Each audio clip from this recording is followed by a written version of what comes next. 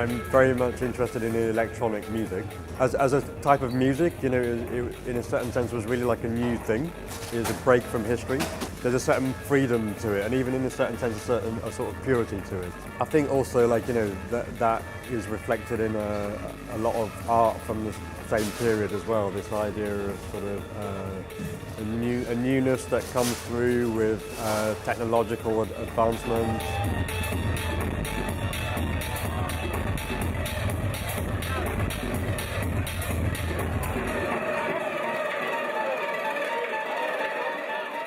And now comes the question, and Wolfgang, many say without you, without Kraftwerk, there was no techno. Crazy, that's not true. We didn't invent the sampler, we didn't invent that machine, you know, which they call the sequencer. That came from the industry. And even without Kraftwerk, I promise you, there was techno.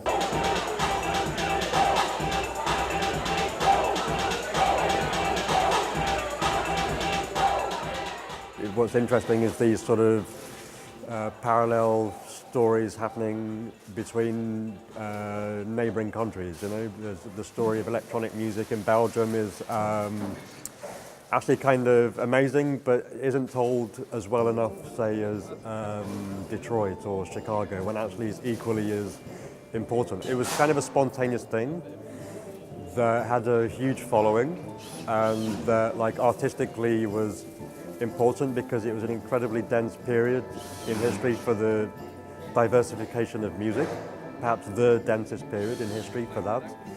And so on a sort of creative level, I think there's something quite interesting about this link between a movement that was autonomous, but also allowed, like, creativity to run free somehow.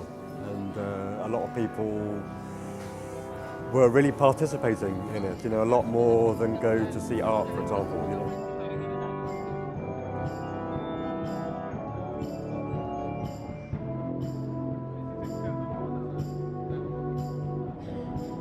It's also led to some really unusual collaborations for us, because, you know, we're collaborating with Ampere, which is an amazing club and one of the more interesting culture venues here in the city, and that normally otherwise we would never do something like that.